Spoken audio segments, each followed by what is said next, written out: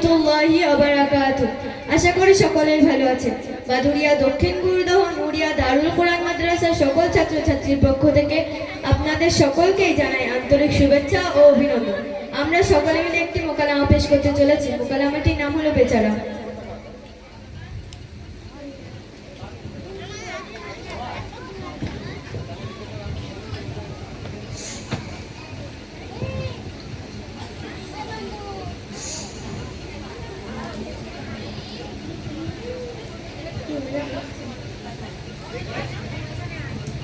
সাইফুল ভাই, শুনছিলাম তোমার নাকি বিবাহের দিন ঠিক হয়ে গিয়েছে। আরে হ্যাঁ, কবে যে সেই দিনটা আসবে সময় যেন আর কাটে না।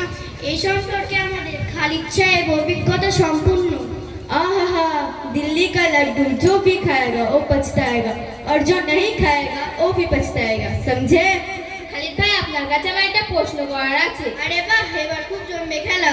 এই তুই শুধু প্রশ্নটা বল, এমন উত্তর দেবো না আশা করা যায় সাইফুল ভাই আগে থেকেই সাবধান হয়ে যাবে। খালিদ ভাই, আপনি বেশ ভয় করেন। স্বামী আর স্ত্রীর মধ্যে আসমান জমিনের পার্থক্য আছে। আরে ভাই, সেটা কিভাবে সম্ভব? ওরকম বলো না, আমাদের সাইফুল সাহেবের মন ভেঙে যাবে। আরে চুপ কর, বলতে দে। স্বামী এক কান দিয়ে শোনে আর এক কান দিয়ে বার করে দেয়। আরে বাহ বাবা, স্বামী এক কান দিয়ে শোনে আর এক কান দিয়ে বার করে দেয়, আর স্ত্রী দুই কান দিয়ে শোনে, মুখ দিয়ে মিসাইল বার করে স্বামীর উপরে হামলা করে স্বামীর জীবন বিপন্ন করে দেয়। খালিদ ভাই, সাইফুল ভাই শুনলে বিয়ে আর করবা? साइफुल भाई किसी से डरता नहीं और ये तो एक लड़की है। ठीक कहा है। और बीवी से? हाँ हाँ, बीवी तो एक ही है लेकिन सौ पे भरी। খালিদ ভাই, আপনি বেশ ভয় করেন। আপনার স্ত্রী কে বলেন তো? अरे भाई, सब किस्मत का खेल है। আপনারা সবাই গল্প করছেন। দেখতে দেখতে সময়টা কখন যে চলে গেল। চলো এবার সবার বাড়ি ফেরার পালা।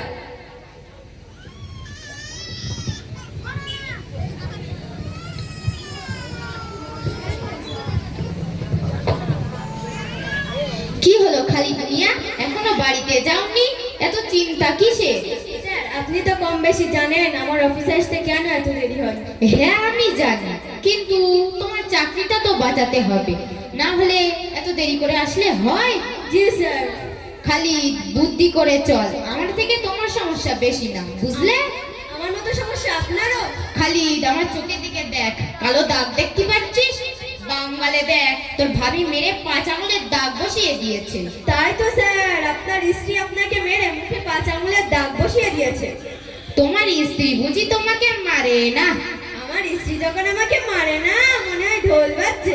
ও, তাহলে তোমারও ঢোল বাজে? কিন্তু স্যার, আপনার স্ত্রীর থেকে আমার স্ত্রী একটু দয়ালু। তার মানে? চর মেরে মুখে 5 আঙুলের দাগ বসিয়ে ডাক্তার যাতে বোঝা না যায় তাই মুখে মেকআপ করে দেয়। কালকে রাতে, এমন কালকে সকালেও মেরেছে, কিন্তু বোঝা যাচ্ছে না। খালি, তাহলে তুমি ভাগ্যবান। যাই হোক, অফিসে সকাল সকাল এসো। এটা কি সম্ভব?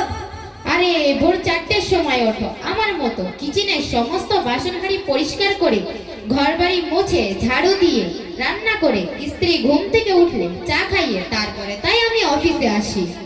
জি স্যার, তাহলে কাল থেকে আপনার ফর্মুলাগুলো অনুসরণ করি। অবশ্যই, তাহলে সব দিক ঠিক থাকবে। যাও এখন বাড়িতে যাও। আসসালামু আলাইকুম। ওয়ালাইকুম আসসালাম ওয়া রাহমাতুল্লাহি ওয়া বারাকাতুহু। খালিদ ভাই, খালিদ ভাই, খালিদ ভাই, এই খালিদ ভাই। ও তুই? আমি না শুনতে পাইনি। নিশ্চয়ই তুই ভাবিটা চিন্তা করছিলি। কি আর করব, মাথা থেকে চিন্তাটা নামতেই চাই না। এত চিন্তা করলে যে বিপদ। এই জীবন রাখার থেকে মরে যাওয়া অনেক ভালো।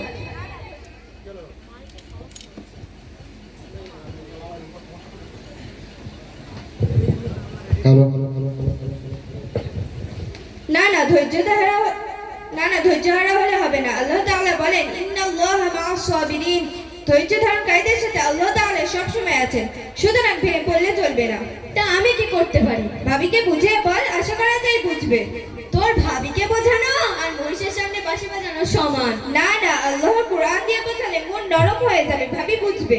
আমি তো অত কিছু জানি না, আব্বু আম্মু ছোটবেলা থেকে কোরআন শেখায়নি। তা তুই একটু বল। ফোন বের করে রেকর্ড করে নে, প্রয়োজনে ভাবিকে শুনিয়ে দিবি। প্রথম সমস্যা বল। আমার স্ত্রী আমার সঙ্গে এমন ব্যবহার করে যেন আমি সংসারের চাকর, বাড়ির সমস্ত কাজ আমাকে দিয়ে করায়। দেখ, স্বামী স্ত্রী একে অপরের জন্য, প্রথমত স্বামীর দায়িত্ব উপার্জনের মধ্যে দিয়ে স্ত্রীর ভরণ পোষণ করা। দ্বিতীয়ত, স্ত্রীর দায়িত্ব সংসারের সমস্ত কাজ করা। আমি তো আমার দায়িত্ব পালন করি, আমি উপার্জন করি, আবার বাড়ি এসে সমস্ত কাজ করি, এটা কি সম্ভব? অসুস্থ থাকলে তখনকার ব্যাপারটা সম্পূর্ণ আলাদা। আমাদের প্রিয় নবী সাল্লাল্লাহু আলাইহি সাল্লাম মাঝে মাঝে স্ত্রীদের কাজে সাহায্য করতেন, এটা সুন্নাত। হুন্না লিবাসুল লাকুম ওয়া আনতুম লিবাসুল লাহুন্না। স্বামী স্ত্রী একে অপরের জন্য পোশাক স্বরূপ। ওটা তো আমিও জানি, কিন্তু তোর ভাবি আমাকে মানসিকভাবে অসুস্থ করে তুলছে। আল্লাহ তাআলা কুরআন পাকে সূরা রুমের 21 নম্বর আয়াতে বলেন, মিন আলিহাতিহি আনা খালাকা লাকুম মিন আনফুসিকুম আজওয়াজান লিতাসকুনু ইলাইহা ওয়া জাআলা বাইনাকুম মাওয়াদ্দাতান ওয়া রাহমা ইন্না ফি যালিকা লাআয়াতিন লিকাওমিন ইয়াতাফাক্কারুন। আর তার নিদর্শনগুলির মধ্যে আরেকটি নিদর্শন হলো এই যে তোমাদের জন্য তোমাদের মধ্যে হতে তোমাদের সঙ্গিনীদের সৃষ্টি করেছেন, যাতে তোমরা তাদের নিকট শান্তি পাও, আর তোমাদের মধ্যে ভালোবাসা, মায়া, মমতা সৃষ্টি করেছেন। সুতরাং আল্লাহর ভয় অন্তরে রেখে সুখে শান্তিতে সংসার জীবন যাপন কাটানোটাই উত্তম। অন্যথায় স্ত্রী যদি স্বামীর অবাধ্য হয় তাহলে আল্লাহর ক্রোধের শিকার হবে, আর যেটা জাহান্নামের কারণ হবে। যা, কোরআন হাদিসের কথাগুলো শুনে মনে একটু শান্তি হলো। যা, বাড়ি গিয়ে তোর স্ত্রীকে কথাগুলো বুঝিয়ে বল। আচ্ছা ঠিক আছে। আসসালামু আলাইকুম। ওয়ালাইকুম আসসালাম। এই মোকালামার মাধ্যমে মুসলিম সমাজকে সচেতন করার চেষ্টা করা হয়েছে। আমাদের কথায় যদি কেউ ব্যথা পেয়ে থাকেন, আল্লাহর রাস্তায় আমাদের সকলকে ক্ষমা করে দেবেন। আসসালামু আলাইকুম ওয়া রাহমাতুল্লাহি ওয়া বারাকাতুহু।